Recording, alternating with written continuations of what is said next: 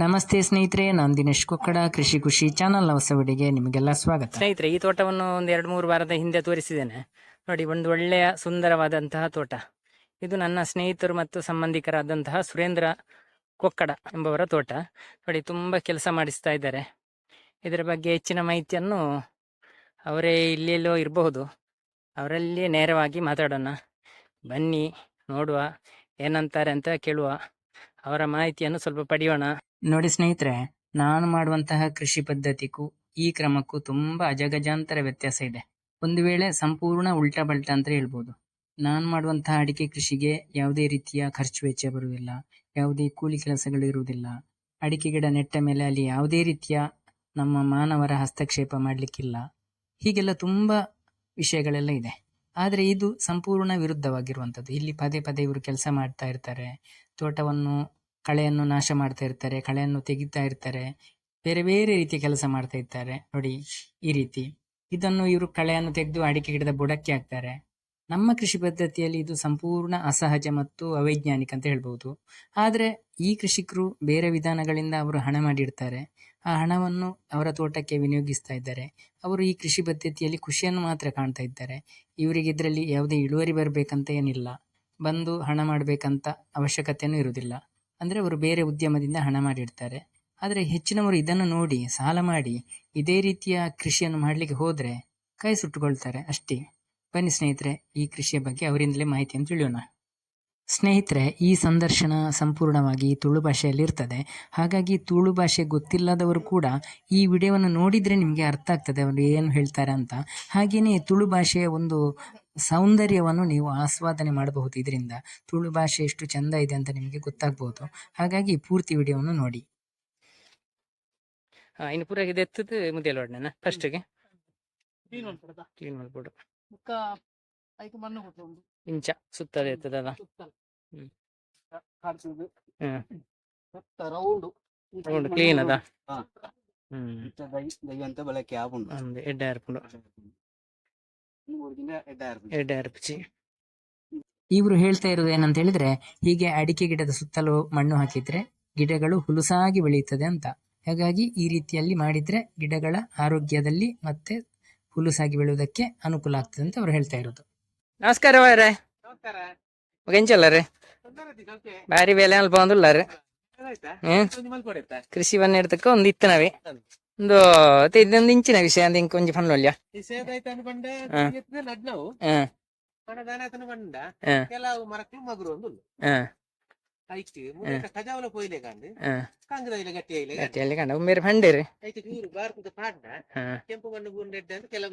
ಪನ್ಪೇರು ಅಂದೆ ಅಂದೆ ಏನೋಡಾಪುಂಡು ಹಿರಿಯಕ್ಲ ಹತ್ತಿರ ಬೆಲೆ ಕೊರೋಡಾಪುಂಡು. ಆ ಇಂಚ ಮುದ್ದೆಲ್ಗೆ ಇತ್ತನ ಪಂತಿನ ಪಾಡ್ದೆ ಪಾಡ್ದಾರ ಬೇಕಿತ್ತೆ. ಏತ್ ವರ್ಷದ ಇಂದು 2 ವರ್ಷ ಅಂದೆ. ಈ 2 ವರ್ಷದ ಇದೈಟ್ಟೆ ಇರಗ ಮನಸ್ಸಿಗೆ ನೆಮ್ಮದಿಯಿಂದ ಈತ ಇನ್ನ ಎಡ್ಡೆಂಡುಂದ ಅತ್ತ ನನಲ ಬರೋಡೊಂದು ಇತ್ತಂಡ ಚೂರು ತೋರ ಕಮ್ಮಿ ತೋರ ಕಮ್ಮಿ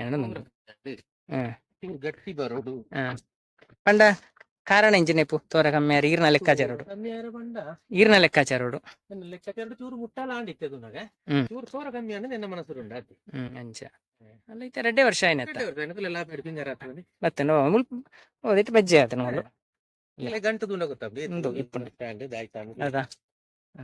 ಈತ ಇಟ್ಟೆ ಈ ನೀರ್ದ ವ್ಯವಸ್ಥೆ ಇಂಜಿನ ಮಲ್ತಾರ ವಿಶೇಷ ತೋಜುನು ವಿಶೇಷ ತೋಜರ ಬಂಡ ಆಜಿನುದು ದೈ ಉಂಡು ಆಜಿನುದು ದೈಕ್ ಒರೋನ ನೀರು ಬೋದು ಒಂಜೆ ಎಲೆಗೆ ಬೋದು ಒಂಜೆಲಕ್ಕೆ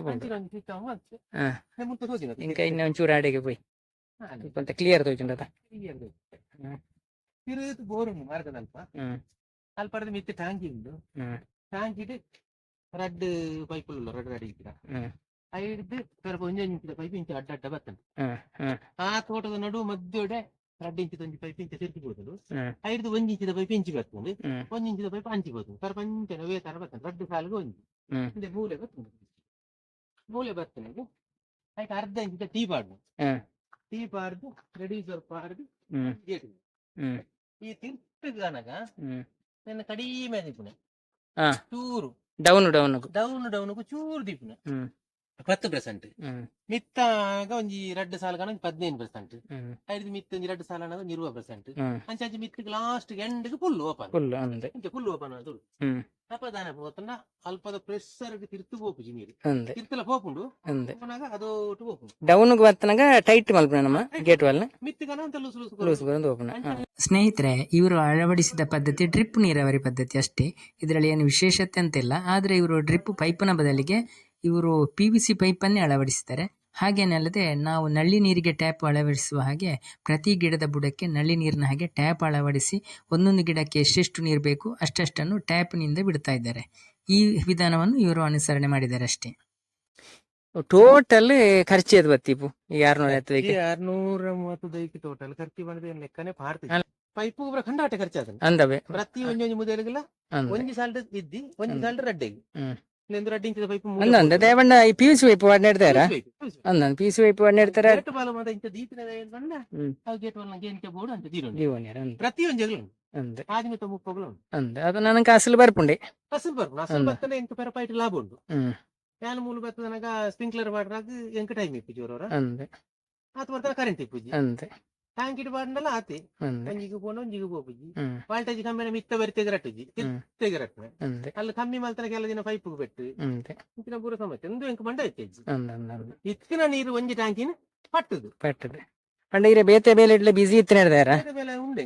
ಇವರು ನೋಡಿದಾಗೆಲ್ಲ ಸ್ನೇಹಿತರೆ ತುಂಬಾ ಬಿಸ್ನೆಸ್ ಮನ್ ಅಂತ ಹೇಳ್ಬಹುದು. ಅಡಿಕೆ ಹಾಳೆ ತಟ್ಟೆಯಲ್ಲಿ ಫೇಮಸ್ ಆಗಿದ್ದಾರೆ. ಹಾಗಾಗಿ ಆ ಬಿಸಿ ಶೆಡ್ಯೂಲ್ ನ ಒಳಗಡೆ ಕೃಷಿ ಮಾಡ್ತಾ ಇದ್ದಾರೆ. ಹಾಗಾಗಿ ಸ್ವಲ್ಪ ಅನುಕೂಲ ವ್ಯವಸ್ಥೆಯನ್ನು ಇವರು ನೋಡಿಕೊಂಡಿದ್ದಾರೆ. ಇಲ್ಲಿ ಯಾವುದೇ ರೀತಿಯ ಅವರಿಗೆ ಸಮಸ್ಯೆ ಇಲ್ಲ, ಎಲ್ಲ ಅನುಕೂಲವಾಗಿ ಮಾಡಿಕೊಂಡಿದ್ದಾರೆ. ಹಣ ಖರ್ಚು ಮಾಡಿದ್ದಾರೆ, ಲೆಕ್ಕ ಇಲ್ಲ. ಯಾಕಂತ ಹೇಳಿದ್ರೆ ಹೌದು, ಇದರಲ್ಲಿ ಇಳುವರಿಯ ಬಂದ ಹಣವನ್ನು ಪಡಿತೇನೆ ಅಂತ ಅವರ ಲೆಕ್ಕ ಅಲ್ಲ. ತೋಟ ಚಂದ ಇರಬೇಕು, ನೋಡ್ಲಿಕ್ಕೆ ಮನಸ್ಸಿಗೆ ಖುಷಿ ಇರಬೇಕು, ಅವರದ್ದು ಮುಖ್ಯ ಉದ್ದೇಶ ಅದು. ಮನಸ್ಸಿಗೆ ನೆಮ್ಮದಿ ಅದು ಪ್ರಶ್ನೆ ಆಗುತ್ತೆ. ಬರ್ಪುಣ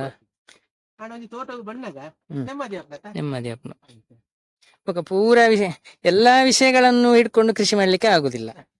ಅವರವರ ಮನಸ್ಸಿನ ಖುಷಿಯಲ್ಲಿ ಅವರವರು ಕಲ್ತ ಹಾಗೆ ಕೆಲವು ಕೆಲಸ ಅಂತ ಹೇಳಿದ್ರೆ.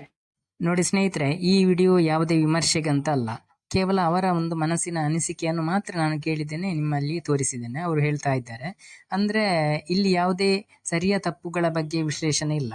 ಆದ್ರೆ ಈ ಕೃಷಿ ಪದ್ಧತಿ ಇವರ ತೋಟದಲ್ಲಿ ತುಂಬಾ ಸಮಸ್ಯೆಗಳು ಅವರಿಗೆ ಇದೆ. ಅದನ್ನು ನಾನು ಇನ್ನೊಂದು ವಿಡಿಯೋವನ್ನು ಮಾಡಿ ಹೇಳ್ತೇನೆ ಕೇವಲ ಸಮಸ್ಯೆಗಳ ಬಗ್ಗೆ. ಈ ತೋಟದಲ್ಲಿ ಅವರು ಯಾಕೆ ಅವರಲ್ಲಿ ಮಣ್ಣು ಹಾಕ್ತಾ ಇದ್ದಾರೆ ಅಂತ ಹೇಳಿದ್ರೆ, ತುಂಬಾ ಅಡಿಕೆ ಗಿಡಗಳು ಬುಡದಿಂದ ಕಳಚಿ ಬೀಳ್ತಾ ಇದೆ. ನೀವು ನಂಬಲಿಕ್ಕಿಲ್ಲ ಯಾಕೆ ಬೀಳ್ತಾ ಇದೆ ಅಂತ. ಯಾಕೆ ಬೀಳುವ ಕಾರಣ ಏನಂತ ಇನ್ನೊಂದು ವಿಡಿಯೋನು ನಾನೇ ಮಾಡಿ ತೋರಿಸ್ತೇನೆ. ಆದ್ರೆ ಈ ವಿಧಾನದಲ್ಲಿ ಅವರು ತುಂಬಾ ಖುಷಿಯಿಂದ ಇದ್ದಾರೆ. ಇದು ಅವರ ಸ್ವಂತ ಅನುಭವದಿಂದ ಮಾಡ್ತಾ ಇರುವುದು. ಯಾವುದೇ ವೈಜ್ಞಾನಿಕ ವಿಧಾನ ಇಲ್ಲಿ ಅವರು ಅನುಸರಿಸದಿದ್ರೂ ಕೂಡ ಅವರು ಮಾಡುವಂತ ವಿಧಾನದ ಬಗ್ಗೆ ಅವರಿಗೆ ನೆಮ್ಮದಿ ಇದೆ, ತೃಪ್ತಿ ಇದೆ, ಎಲ್ಲವೂ ಇದೆ. ಅವರು ಈಗಾಗಲೇ ಹಳೆಯ ತೋಟಗಳು ಕೂಡ ಅವರಲ್ಲಿ ಇದೆ. ಇದೇ ಮೆಥಡ್ ಅಲ್ಲಿ ಅವರು ಕೃಷಿಯನ್ನು ಮಾಡ್ತಾ ಇದ್ದಾರೆ. ಇಳುವರಿ ಬಂದರೂ ಅವರಿಗೆ ಖುಷಿ, ಬರದಿದ್ರು ಖುಷಿ. ಯಾಕಂತ ಹೇಳಿದ್ರೆ ಅವರು ಬೇರೆ ಬೇರೆ ಉದ್ಯಮದಿಂದ ಅವರು ಸಂಪಾದನೆಯನ್ನು ಉತ್ತಮವಾಗಿ ಮಾಡ್ತಾ ಇರುವ ಕಾರಣ ಇದರಿಂದ ಅವರಿಗೆ ಜಾಸ್ತಿ ಏನು ನಿರೀಕ್ಷೆಗಳು ಅವರಿಗೆ ಅಗತ್ಯನೂ ಇಲ್ಲ, ಬೇಕಾಗಿಲ್ಲ. ಕೇವಲ ತೋಟ ನೋಡ್ಬೇಕಾದ್ರೆ ಚಂದ ಇರಬೇಕು, ಅಂದ್ರೆ ಸುಂದರವಾಗಿ ಕಾಣಬೇಕು, ಇದೇ ಮುಖ್ಯ ಉದ್ದೇಶ ಅದು ಅವರದಾಗಿರ್ತದೆ. ಈ ಕೃಷಿ ಮಾಹಿತಿ ನಿಮ್ಗೆಲ್ಲ ಇಷ್ಟವಾಗಿದ್ದರೆ ಸಬ್ಸ್ಕ್ರೈಬ್ ಮಾಡದೆ ನೋಡ್ತಿದ್ರೆ ದಯವಿಟ್ಟು ಸಬ್ಸ್ಕ್ರೈಬ್ ಮಾಡಿ, ಹಾಗೇನೆ ಬೇರೆಯವರಿಗೂ ಶೇರ್ ಮಾಡಿ. ಒಂದೈ ಕೊಡಿ ಸ್ನೇಹಿತರೆ. ಮುಂದಿನ ವಿಡಿಯೋದೊಂದಿಗೆ ಮತ್ತೆ ಸಿಗೋಣ. ಧನ್ಯವಾದಗಳು.